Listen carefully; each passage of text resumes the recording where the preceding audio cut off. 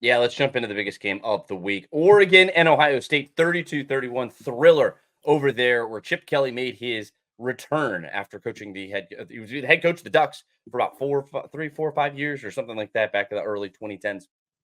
He makes his return now as the offensive coordinator of the Ohio State Buckeyes. We talked about this game a whole heck of a lot, and for good reason. This is number 2 versus number 3, and it delivered every ounce of the hype. And big credit to Oregon for not falling off the bandwagon. They outscore Ohio State 10-3 in that final quarter of this game.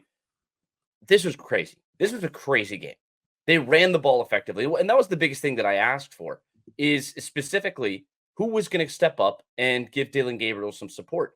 I looked at Jordan James. I was looking at Evan Stewart. I was looking at Tess Johnson. I was looking at all these guys to step in here and have a good performance, and they delivered in the biggest possible way. They get the win over Ohio State. Tremendous effort on the ground, 155 yards running the ball, but that really just set up a masterclass for Dillon Gabriel through the air. They defended home field advantage against Ohio State, and Ohio State, Will Howard looked pretty solid, all things considered. I mean, he's somebody who we had a couple of questions about, not because we thought he was a bad quarterback or anything like that.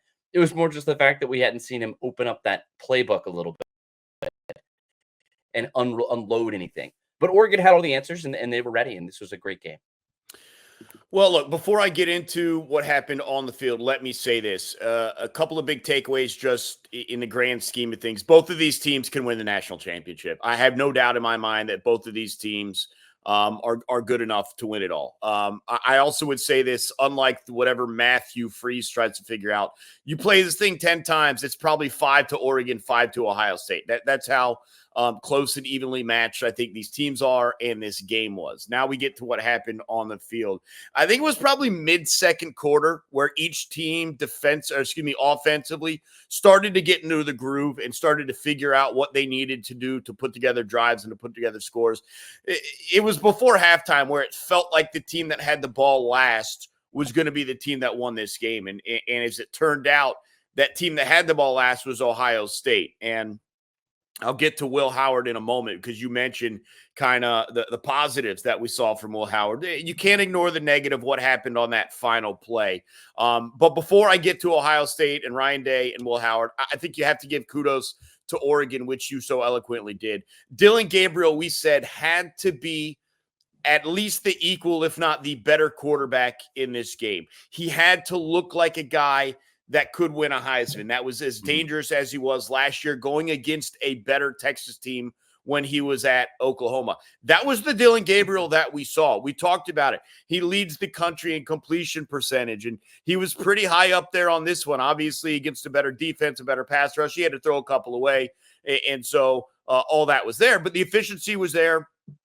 The yardage was there. The touchdowns was there. And most importantly, Garrett, no turnovers. We said that all week long. He's got to play a clean game.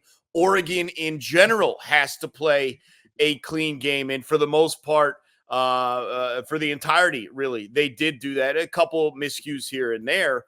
But that was what was important for Oregon. And so kudos to them for getting this job done without, by the way, Jordan Birch, who is their top pass rusher, who could have an even bigger impact on the prospects of the Ducks down the road. That being said, Ohio State had chances to win this game at the end of the fourth quarter, and they blew it. It falls on the coach, Ryan Day, for not understanding the clock management, for not understanding when the clock was and wasn't running, and not using the timeouts as necessary. It's not all on him. It also has to fall on Will Howard. That final play, you've got 6 seconds. You've got one timeout. You're close to field goal range, kind of, but you're not there yet. No matter what you do, the one thing you have to do is give yourself a chance. And whether that chance was a long field goal that you're uncomfortable with, or whether that chance is a heave into the end zone that you're uncomfortable with, the one thing you couldn't do is let the clock run out. And that's what happened. And obviously, Ryan Day has to stress that to his quarterback. Will Howard, enough of a veteran to know that he made a mistake. And look, the good news is that in this 12-team playoff, that mistake does not necessarily cost you your entire season. But it does hang over it, especially when you and I had the same questions about Will Howard. To see it end in that way, there are those questions that remain about, is he the guy that can lead this team to the promised land? Because it felt like everything else was in line for Ohio State. The one thing I will say is that they did not run the ball quite as effectively as maybe we thought they would be able to. Travion Henderson went for 87 yards, but most of that on the 153-yarder. I mean, other than that, they did not have many big chunk yardage runs. And that's something if these two teams meet up again, they'll have to be better at. But kudos to Dan Lanning. I do want to say this before you jump in. I want to keep it on this rushing topic really quickly because I don't want to lose this. Is it almost a detriment that you have two guys in the backfield as good as they have? Only if the coach allows it to be. It felt like neither one of these guys was able to get into rhythm. Yeah, and like I said, that's a coaching thing. You got to find the hot hand and ride it. Look, this is not some new thing where, well, my God, we're the only school that has two talented running backs. How do we use them? No, there's been plenty of schools that have gone through that, and you've got to find. First off, it takes egoless football, right? It's got to be a team first mentality from the two running backs, Henderson and Quinshon Judkins. It starts there, and then it starts with the understanding that, hey, it's his day-to-day, it's my day-to-day. Whatever the coach sees is what we've got to go with, but it is team first. It is not about anything else. It is not about your stat line. It is about the team's box score, and so it starts there, and I don't necessarily think there's an issue there, but yeah, it's up to the coach. That is a coaching issue to me. It is not about the players, as long as they are not like wildly ego maniacal. Yeah, but look, finish your thoughts. Sorry about that. You said well, no, it just yeah, they're going to have to do better from that perspective if they are going to beat Oregon in a rematch and then 0 sacks. Like that's just not good enough. You got a quarterback in Dylan Gabriel who sat back there 35 times and threw the ball, and I know he's athletic.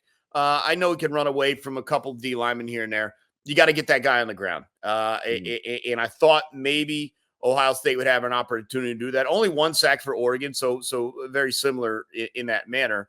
But yeah, I would have thought they could have gotten to Gabriel a little bit more. They did not. It's a game that we're fully expecting to see a second time. When they play the Big Ten championship game in Indianapolis. This is the one game all year that like most was along the lines of could have gone either way. Like this was the most 50-50 game we've probably seen. Like I know that Georgia-Alabama game, like the way it ended, you sit there and say, hey, Georgia could have won this, Alabama could have won this, but Alabama largely had control in that game until the very end. This was a game that was completely back and forth, completely up for grabs. And I know we're going to talk about Penn State, USC, a very similar finish where it was completely up for grabs, up for control. But at one point, USC had momentum and control in that game. They had a double-digit lead, all that stuff. This game was all over the place from the moment we kicked off. It was anyone's game. And Oregon never really felt good or never really had control until Will Howard slid down with zeros on the clock. Like that's how close it was. Outstanding game out there in Austin. Absolutely. And look, you look up and down this game and it's like, this was a very balanced football game. You know, these are two teams who mirror one another, and they're two teams that are without question going to be playing in the college football playoff. I would be shocked if anything changed between now and the end of the season. I just don't see a path for that at all. But you look up and down this game, you have penalties that really ended up hurting Ohio State, and it was that fumble. That's the great equalizer. Takeaways and penalties.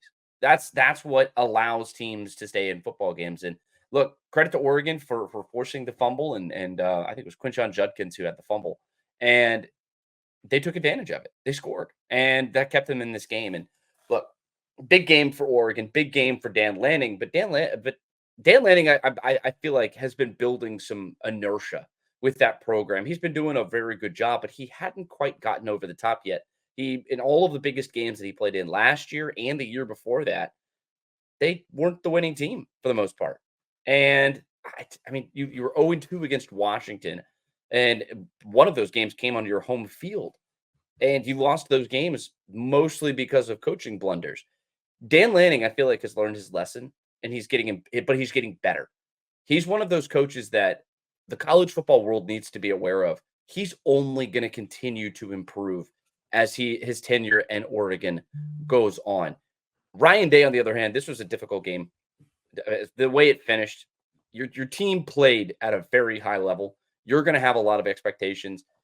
That was that third check on this schedule. You had to beat Michigan. You have to compete. You have to win the Big Ten.